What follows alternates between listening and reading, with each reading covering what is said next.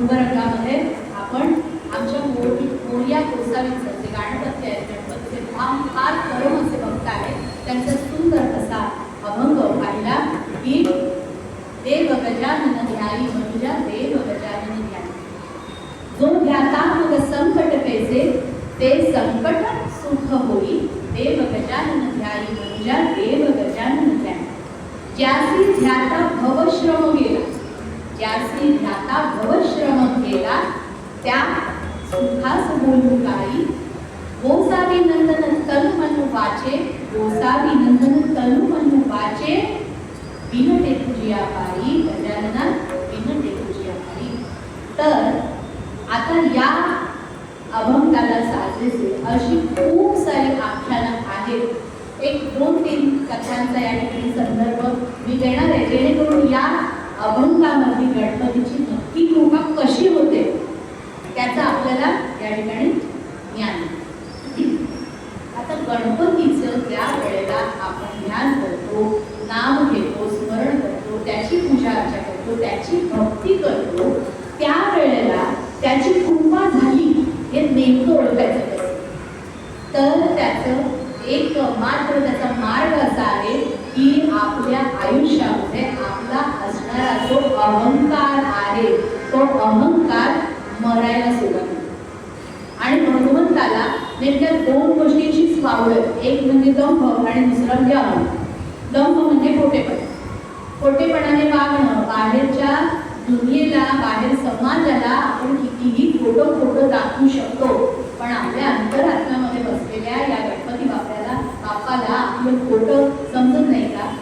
त्यामुळे त्याला जर सगळ्यात राग कोणत्या गोष्टीचा असेल तर ते म्हणजे हा दंभ, हा खोटेपणा, असत्य बोलणं, खोटं वागणं हे त्याला मुळीच आवडत नाही. आणि दुसरी गोष्ट मीचा जो अहंकार आहे. आमच्या जनक राजांनी ज्या वेळेला शुक भेटायला आलेला होता, कितीतरी त्याची परीक्षा घेतली आणि त्याला विचारलं, बाहेरून आवाज दिला, कोण आहे? तर मी जनक, मी शुक. म्हणे सोबत काय आणलं असेल ते बाहेर ठेव आणि मग आतमध्ये. आता याने पाहिलं, आता हा संन्यास याच्याकडे काय असणार आहे? जोडी असणार आहे, फार कमंडलू हातामध्ये असेल, त्याने आपलं ते बाहेर ठेवलं. म्हणे आता कोण आहे? मी शुक. नाही, अजून काही असेल तुझ्यासोबत तर बाहेर ठेव. याला कळेल ना नेमकं काय म्हणून बाहेर ठेवायचं. जे काही मोठे काही घेतलं असेल ते आपलं सगळं बाजूला ठेवायला सुरुवात केली आणि हळूहळू लक्षात आले जनक का म्हणतोय, सोबत काय आणलं असेल ते बाहेर ठेव. नंतर म्हणे मी बाजूला ठेवला शुक, सोबत काय आणलं असेल तर बाहेर ठेव. आता हे नावही त्यांनी सोडलं आणि म्हणे मी शिष्य, तुमचा दास या ठिकाणी आलो तेव्हा दार उघडणे आतमध्ये घेतले. म्हणजे भगवंताला हा मीपणा अजिबात चालत नाही. आणि आम्हाला आमच्या नावाचा एवढा मोठेपणा आहे काय विचारू. तर हा अहंकार जेव्हा गणपतीची आपल्यावर कृपा होते, हा अहंकार विरघळायला सुरुवात होतो. म्हणजे काय, धडाधड संकट आपल्यावर येऊन पडतात आणि ती संकट पडत असता की बोलता भगवंत आम्हाला काय करतो, करतो, चमत्कारही करतो आपल्या आयुष्यामध्ये. आपल्याकडनं ते सगळे बघूनही घेतो, आपल्याकडनं नामस्मरण करून घेतो, सगळ्या पापांचा नाशही करून टाकतो आणि हळूहळू जे मी होतं ना ते सगळं संपायला लागतं. आणि मग कळायला लागतं की एवढा सगळा हा जो भवसागर मी पार केलेला आहे तो खरंच मी केला का नाही. हा पार करणारा प्रत्येक माणसाच्या रूपात बघा, आपण कुठेतरी संकटामध्ये अडकलेलो असतो आणि त्याच वेळेला कोणीतरी आपल्याला मदतीला धावून येतो, ओळखीचं नाही, पाळखीचं नाही. आम्ही काय म्हणतो, देवासारखा धावून आलास रे, बरोबर की नाही. मग आमच्या या संकटाच्या वेळेला आम्हाला मदत करणारे हे सगळे म्हणजे कोण असतात, हा आमचा दैवत असतो ना. मग मी हे केलं, मी हे ते केलं, या बोलण्याला काही अर्थ उठतो का. मग हा सगळा अहंकार संपवण्याचं काम आमचा हा गणपती बाप्पा करत असतो. मग हा अहंकार त्यांनी फक्त माणसाचा संपवलेला नाही.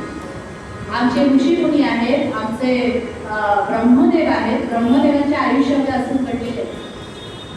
ब्रह्मदेवांची ज्या वेळेला आमच्या या विष्णूंनी निर्मिती केली त्यावेळेला या विष्णूंना ठाऊकच नव्हतं की मला कोणी निर्माण केलं. इकडे तिकडे शोधायला लागली, 4-5 मुख होती सगळ्या दिशेने बघायला लागले. मग नंतर खाली लक्ष गेलं की आमचे विष्णू भगवंत पळून गेले, म्हणजे आपला परमपिता हा आहे. आता हा परमपिता पण ध्यान करतोय. कोणाचं ध्यान करतोय तर म्हणे मी गणपतीचं ध्यान करतोय, कारण ओंकार रूपी असा हा गणपती आहे, त्या गणपतीचं मी ध्यान करतोय. मग ही ओंकार रूपी जी शक्ती आहे त्या गणपतीचं ध्यान कर, म्हणजे तुला तुझा पुढचा प्रवास सोपा जाईल. म्हणजे काय प्रवास आहे, माझा जन्म कशासाठी आहे तर कोणत्या कार्यासाठी आहे, या ब्रह्मदेवांच्या उत्पत्तीचं कार्य करण्यासाठी त्यांचा जन्म होता. ते म्हणतात मला तर काय हे उत्पत्ती कशी करतात, काय करतात, हे ब्रह्मांड कसं निर्माण करतात काय माहित नाही. तर म्हणे मी तुला वेद सांगतो, ते वेद ऐक मग तुझ्या लक्षात येईल. आता आमच्या ह्या विष्णूने त्यांना वेद सांगायला सुरुवात केली. आता वेद यांनी ग्रहण केले, पण वेद इतके क्लिष्ट, त्यातून काय बिघडणार आहे, पण अजूनही मला काही समजत नाहीये. मग अशा वेळेला आमच्या विष्णूंनी त्यांना गणपतीचं ध्यान करायला सांगितलं, कारण कार्य सुरू करायचं आहे तर गणपतीचं ध्यान कर. आणि मग आमच्या या ब्रह्मदेवानी गणपतीचं ध्यान करायला सुरुवात.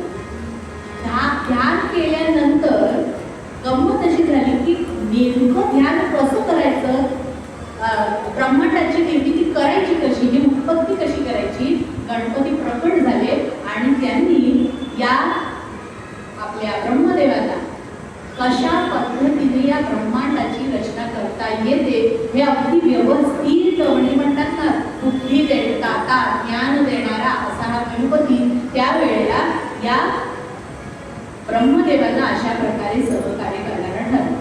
आता म्हणजे गंमत अशी झाली की सगळ्या सृष्टीची निर्मिती केली आणि म्हणतो ना आपण काम पूर्ण झालं की आपल्याला असा एक समाधानाचा क्षण वाटतो, तृप्तीचा क्षण वाटतो की अरे वा चला काम पूर्ण झालं एकदाच. आणि मग ते काम झाल्यानंतर त्या संपूर्ण सृष्टीकडे बघितल्यानंतर आमच्या ब्रह्मदेवांना इतकं बरं वाटलं, इतकं छान वाटलं. हा हा हा काय सृष्टी ती निर्माण केली, काय ही माणसं मी निर्माण केली, काय हे प्राणी मी निर्माण केले, काय ही वनं मी निर्माण केली, आणि सगळीकडे मी कौतुक काही संपता संपेना. त्यावेळेला अचानक असा क्षण आला की बुद्धी स्तंभित झाली. आपण कोण, आपण काय करतोय, काय वागतोय, काय कळेना. आणि मग त्यावेळेला आमच्या विष्णूने सांगितलं की हे जे मी चालू केलंस ना त्याच्यामुळेच हा प्रकार झालेला आहे. आता पुन्हा मी संपवणारे कोण आहे तर गणपती बाप्पा आहे. गणपतीचं ध्यान सुरू केलं, गणपती प्रकट झाले आणि गणपतीने त्यांना सोने मार्फत आपल्या हृदयामध्ये घेतलेले आणि हृदयामध्ये घेऊन गेल्यानंतर ज्या ब्रह्मांड निर्मितीची ह्या आमच्या ब्रह्मदेवांना कौतुक वाटत होतं मी केलं ना, त्यांच्या हृदयामध्ये इतकी ब्रह्मांड होती, अगणित ब्रह्मांड होती. ही एक ब्रह्मांड आमच्या गणपतींनी योग मायेच्या द्वारे, योग सिद्धीच्या द्वारे उलगडून सुद्धा दाखवली. एक जसं पूल म्हणतं ना तसं एक ब्रह्मांड असं उलगडून दाखवलं. इथे बघताय ब्रह्मांड उघडलं, इथे बघताय ब्रह्मांड उघडलं. जे काही डोकं बिरबिर करायला लागलं म्हणे मी मग एकच ब्रह्मांड निर्माण केलं तर मी मी करत होतो. या गणपतीच्या हृदयामध्ये किती ब्रह्मांड समावलेली आहे. आणि हे बघितल्याबरोबर त्यांना मूर्छा झाली, त्या ठिकाणी चित्तरून पडले. गणपतीने पुन्हा त्यांना बाहेर काढलं आणि आपल्या स्थानी बसवलं. म्हणे असं आहे तुझे मी करतोस ना, त्याच्यात कितीतरी म्हणजे गुणातीत शब्दातीत सगळ्याच्या परे असा हा भगवंत आहे. म्हणून आमचा शेषही इतकी हजारो मुख आहेत, सहस्त्र मुख आहेत. तो काय म्हणतो, नेती या भगवंताचं मला वर्णन करता येणं शक्यच नाही. असाच अहंकार एकदा आमच्या व्यासानं सुद्धा झाला. व्यासांनी एका वेदाचे 4 भाग केले. मग त्या 4 भागांनंतर मग ब्रह्मसूत्र, उपनिषद, पुराणांची निर्मिती केली. इतकं सगळं केल्यानंतर पुन्हा 2 प्रकार मी निर्माण केलं. मी एवढा सगळं ज्ञानाचा, एवढा मी ज्ञानी आहे, एवढा ज्ञानाचा पसारा मी निर्माण केला आणि कितीतरी लोकांना ज्ञान देण्याचं कार्य आता पुढे होणार आहे माझ्यामुळे. हा सगळा विचार चालू असताना अचानक बुद्धी स्तंभित झाली. मागचंही आठवेना, पुढचंही आठवेना. आता करू तर काय करू. त्यावेळेला आमचे नारद महर्षी आले. नारायण नारायण जीवन नारायण नारायण आता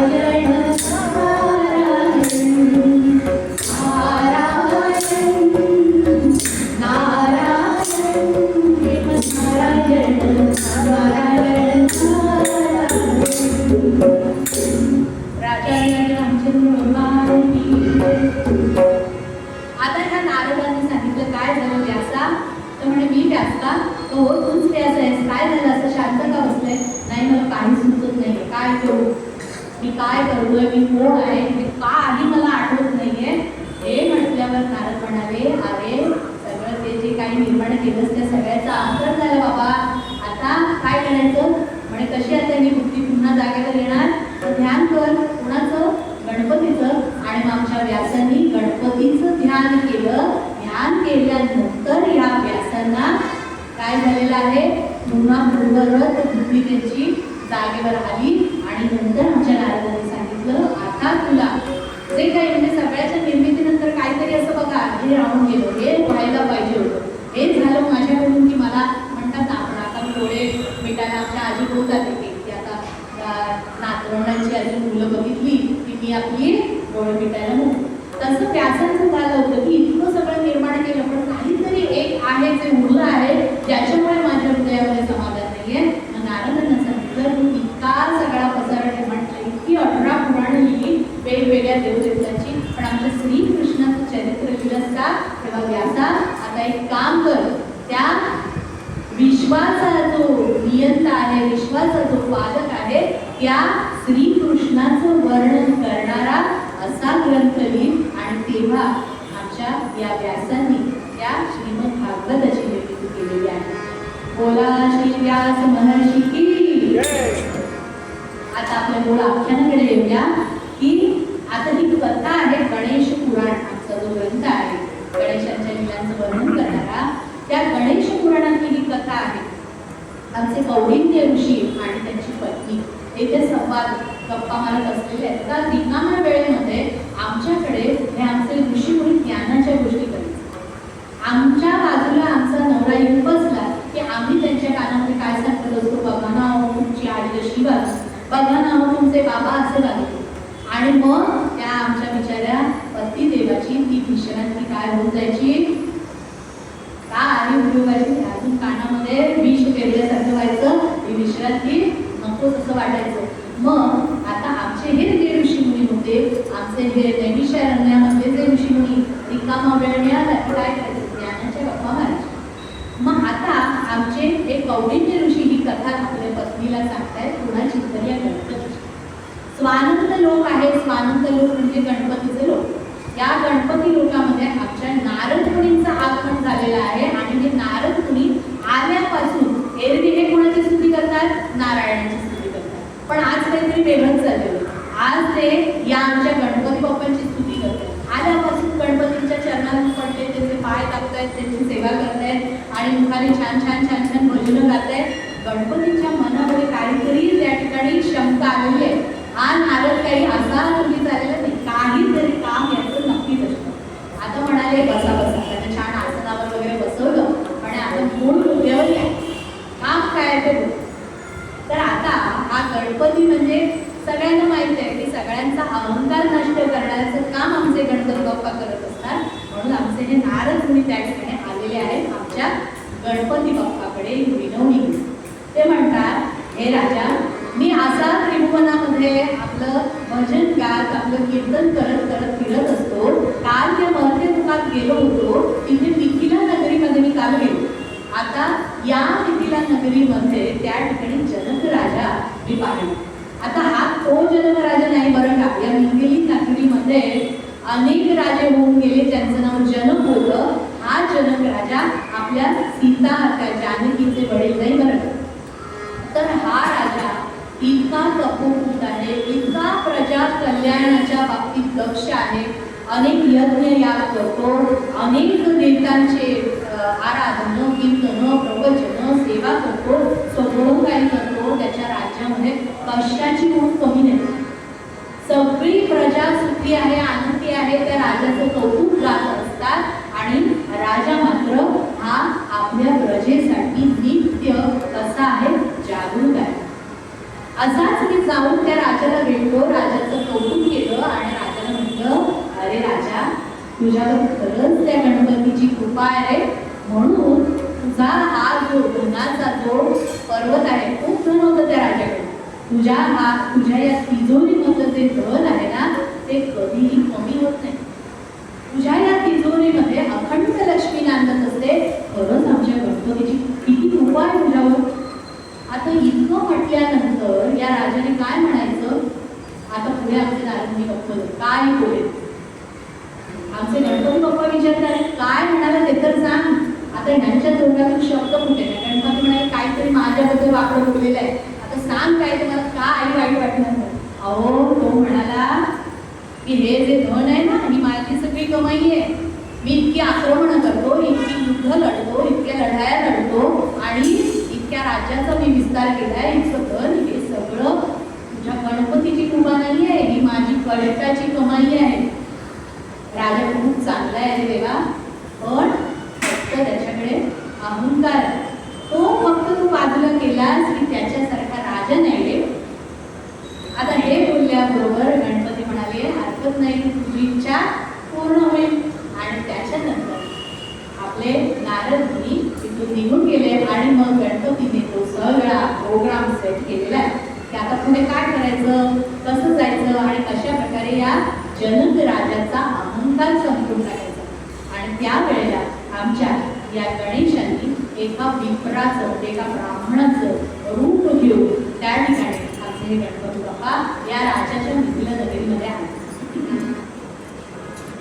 राजाच्या नगरीमध्ये आल्यानंतर गंमत अशी झाली की हा जो विपर स्वरूपामध्ये आलेला गणपती आहे, हा कसा आलाय, अंगावर फाटके तुकडे कपडे आहेत, हा त्याच्यावर कितीतरी ठिगळं पडलेली आहेत, फाटलेले आहेत, पडल्यावर एखाद्या व्यक्तीच्या अंगाला सगळं कसं माती भीती लागते तसा हा सगळा घाणेरडा अवतार आहे. अंगाला इतका वास येतोय की किती वर्ष हा त्याने आंघोळ केली नसावी, कितीतरी जखमा झालेल्या आहेत, त्याच्यामधून खून निघतोय, त्याच्यावर माशा बसतायत आणि येता जाता बाजूचे लोक चीतू करतायत, काय हा कुठून आला मिथिला नगरीमध्ये, अंगाला किती वास येतोय, ची बाजूला हो.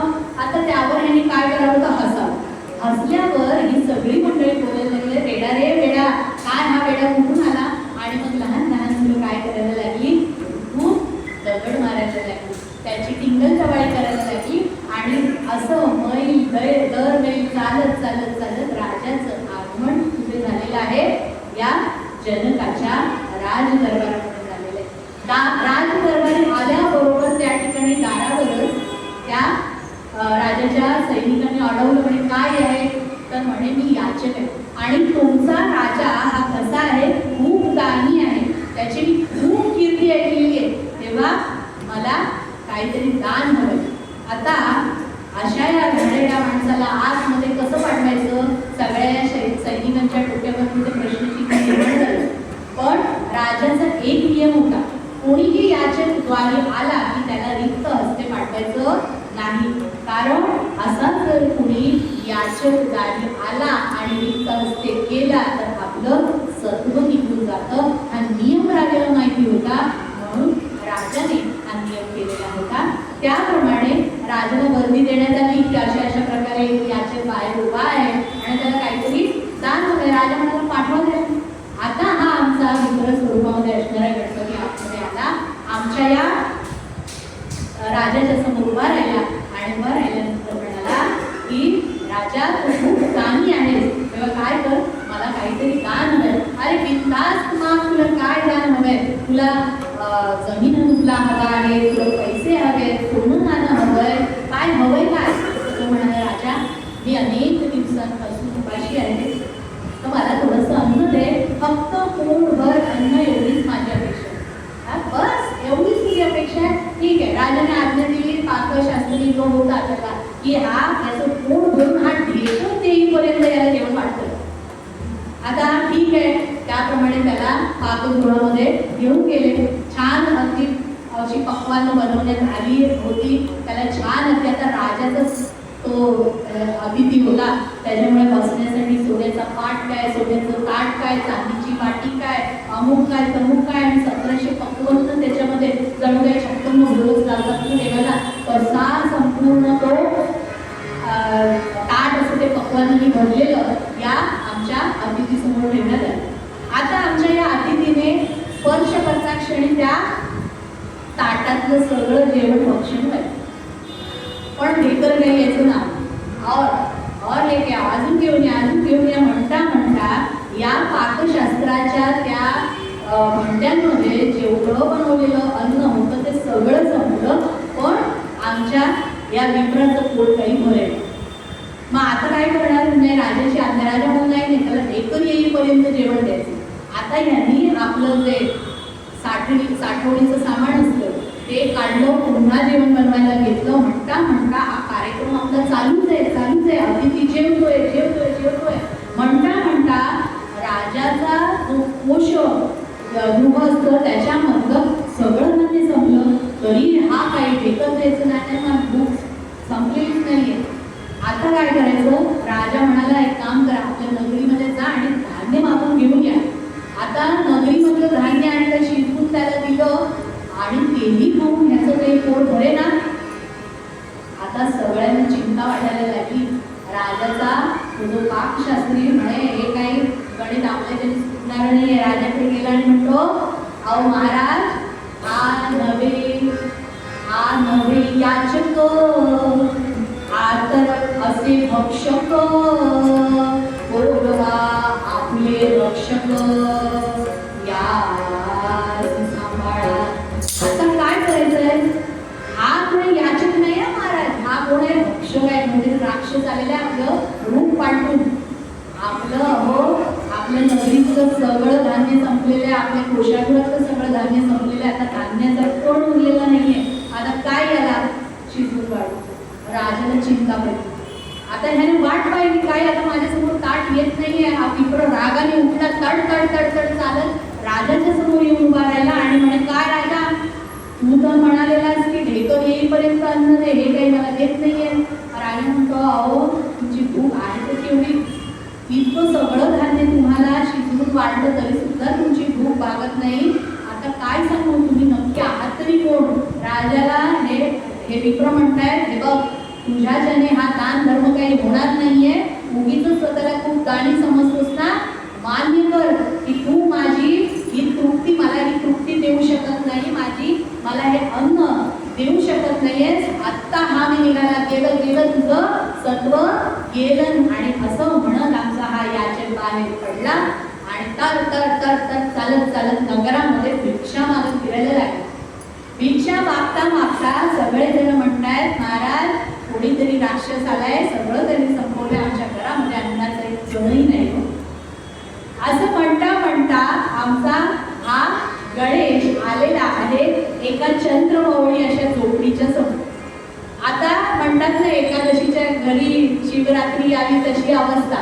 आधीच तिथे 1800 दारिद्र्य आणि त्या दारिद्र्यामध्ये होतं नव्हतं ते घरातलं सगळं हे राजाचं सैनिक घेऊन गेले. आता काय देऊ बाबा तुला, माझ्याकडे काय नाही. आता हा विप्र म्हणतो, नाही काही नाही. कसं म्हणते, काहीतरी आहे तुझ्याकडे. आणि हा विप्र घरामध्ये आला, घरभर फिरला. तिथे एका टोपलीमध्ये एक दुर्वांकूर थोडंसं सुकलेलंच होतं, ते पडलेलं होतं. म्हणाला, हे काय, हे मला दे. आणि ते दुर्वांकूर जरासं सुकलेलं ते त्या घरातल्या गृहिणीने उचललं आणि ते त्या याचकाच्या हातावर ठेवलं. आणि हा क्षण भर या याचकाचं रूप पालटलं आणि त्या ठिकाणी हा प्रचंड आमचा गणपती बाप्पा त्या ठिकाणी प्रकट झाला. बोला गणपती बाप्पा मोरया.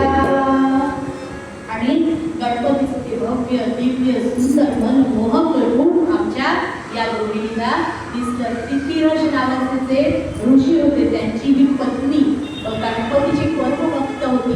इतकी भक्ती करायची की आज तिच्या उद्धाराचा क्षण होता. म्हणजे म्हणतात ना, एका दगडात 2 पक्षी मारावे, ते गणपतीने साध्य केलं. या आपल्या परमभक्तीचा पण उद्धार केला.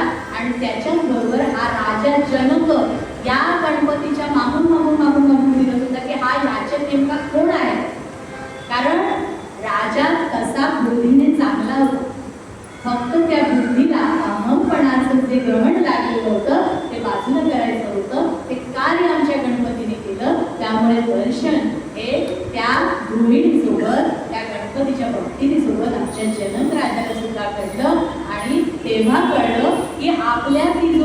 आपलं हे सण जे आहे टिकून आहे त्याचं कारण आहे आमचे हे गणपती बाप्पा. आणि मग त्याने आपल्या गणपतींना आपल्या नगरामध्ये आणलं, अगदी थाटामाटामध्ये त्यांचं स्वागत केलं, त्यांची पूजा अर्चा केली आणि गणेशाचं अस्तित्व काय केलं, मान्य केलं. अशा प्रकारे त्या जनक राजाला कायम स्वरूपी यशस्वी प्राप्त झाली, कायम स्वरूपी श्री महालक्ष्मी त्याच्या तिजोरीमध्ये नांदायला लागली. असा आमचा जनक राजा. आणि हे सगळं कशामुळे साध्य झालं,